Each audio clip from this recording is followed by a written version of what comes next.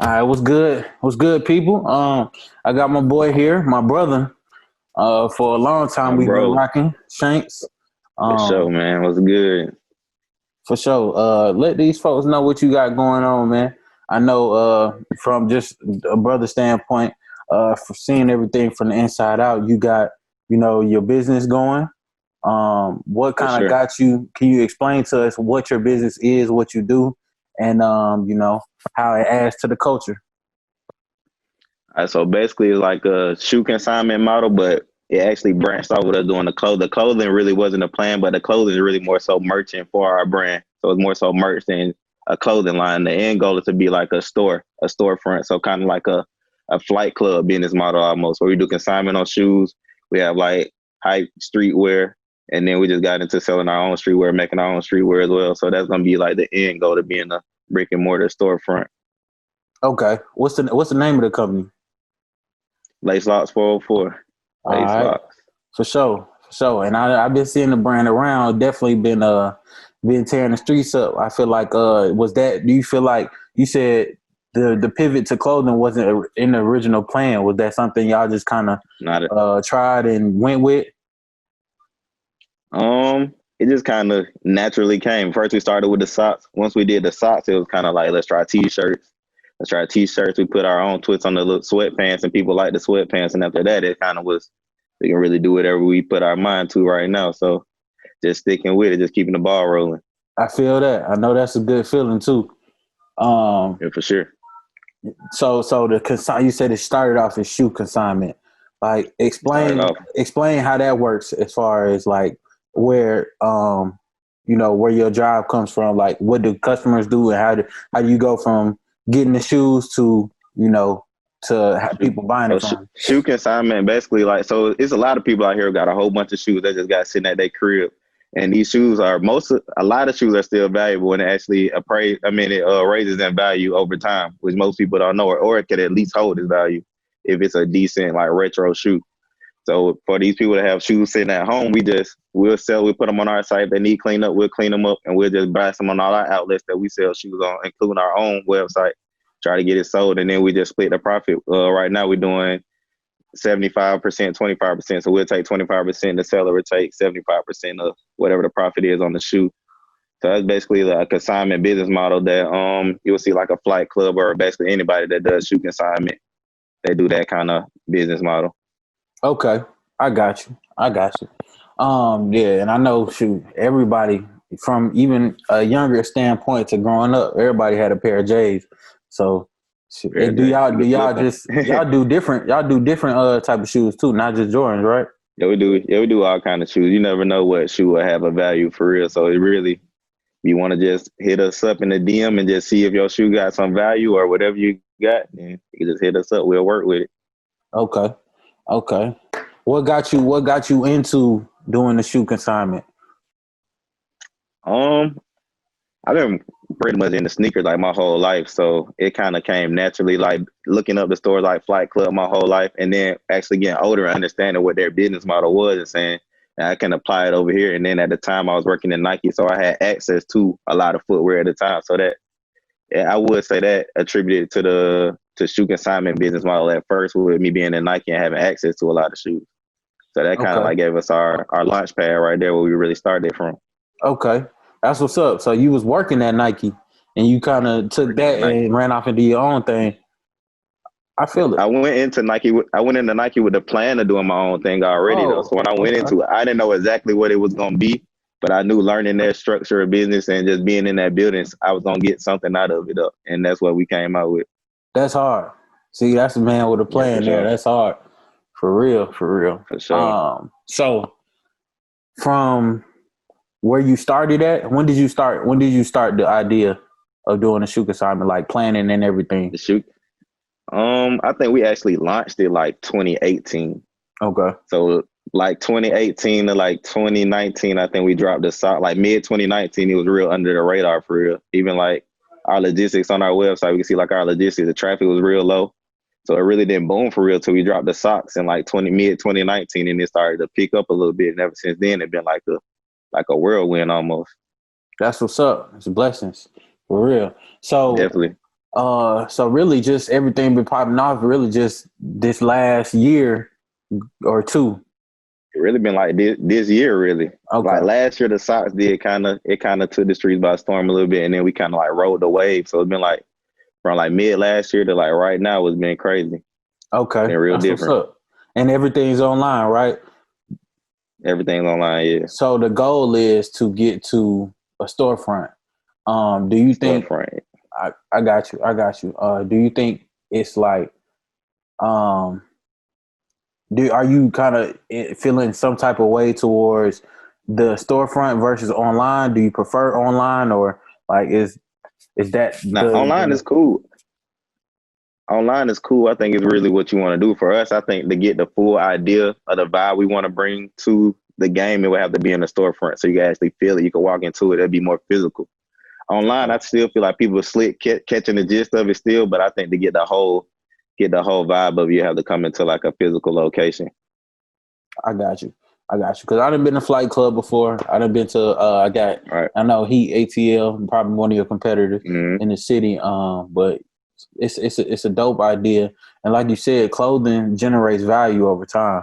So I Right. mean, if you come in with something that is it could be any shoe pretty much that could kind of Right. pop Pretty off much. and get you and gain some traction versus not. And then also you got your own signature clothing line too. So you kind of Right. you taking it two different So it's kind ways. of a win-win. Yeah, we kind of took that business model from Supreme. So we like Supreme, one of the like most hype brands right now. So we kind of bit off their business model a little bit with the clothing, and that's kind of the business model we go with the clothing. So it's kind of bringing Supreme with Flight Club, and that's kind of the more so the vibe that we gonna bring to the storefront.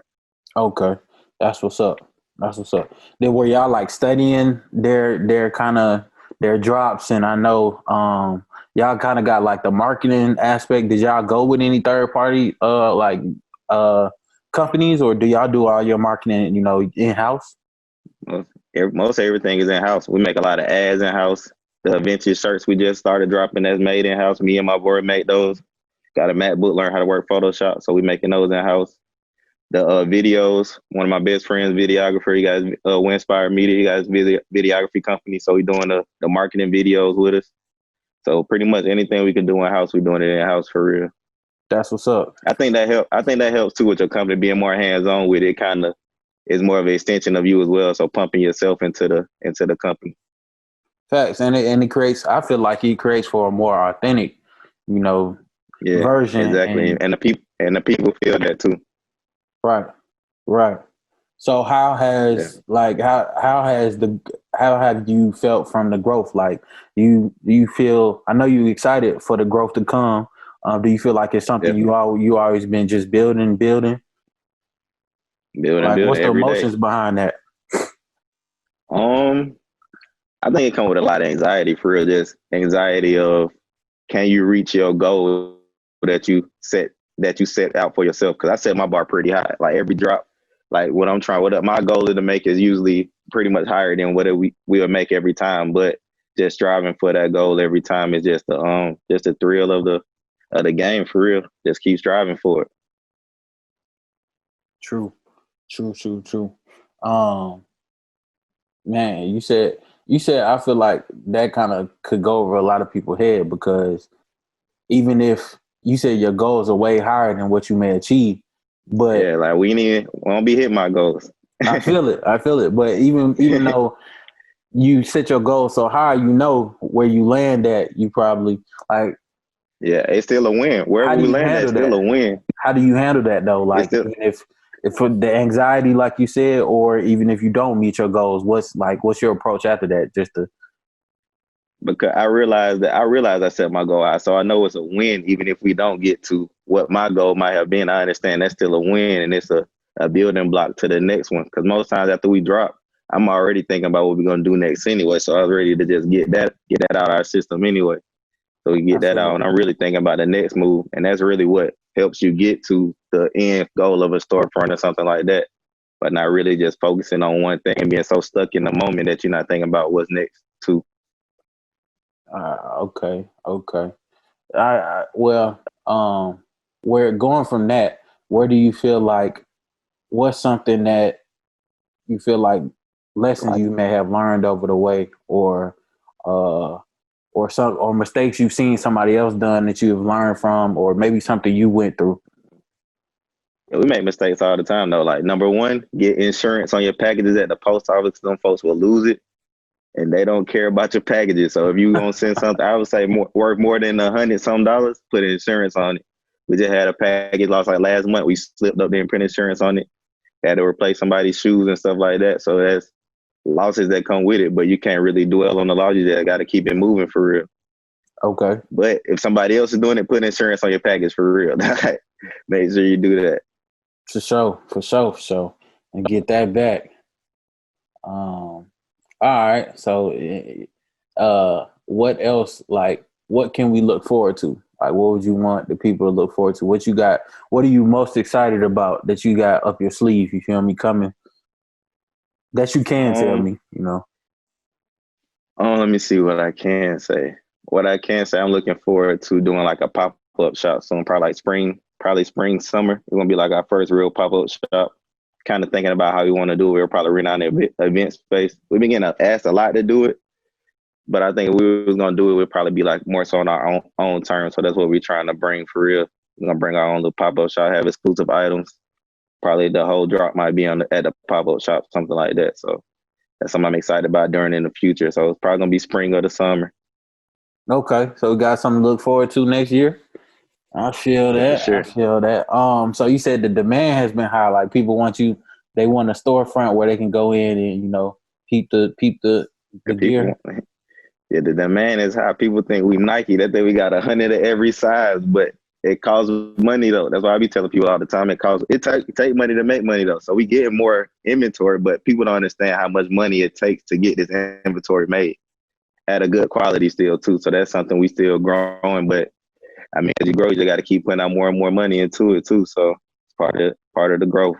True, I understand that, man. That's something I'm going through too. With my business ventures, it's just like you definitely gotta keep it when things, because the demand always gonna be there, especially when you rolling like 3 years in. But you gotta keep building. You gotta keep building. You gotta keep doing it. You gotta put that money. It feel good. It feel good to have the money, but you gotta put it back out there. You get uncomfortable when you put it back out there, but you're really challenging yourself too. So it's always a good thing. For sure. Well, sure. We appreciate you having us, or we appreciate you taking the time to come rock with us, man. The Millennial Take. I'm pretty sure. You, man. For sure. Audience, y'all go ahead and you let them know where they can find you at. You can find us at Lacelocks 404 on Twitter, Instagram. Lacelocks Shoe Consignment on Facebook too. So they can follow us all them places. We probably gonna drop again before Christmas. So we got some stuff people been looking out for. They want us to bring back the brown pants. So we probably gonna bring back the brown pants before Christmas. I do it for the people, man. Hey, you gonna win when you doing it that way. I heard that though. For the people, man. For sure, man. I appreciate you, Shanks. Once again, best of luck to the company. For sure. And all the future endeavors. I appreciate you, man. When you asked me to come on, I already knew I had to come on for you, my boy. You know, we go way back, man. For sure. I'm honored, man. Yeah, but next time we have you, I know y'all gonna be in a better place, and hopefully we can bring in your business partner too. Yeah, Devin. My business partner name is Devin, so hopefully next time he'll be with me too, and we can do it together. For sure. Much love, my brother. Love, bro. All right.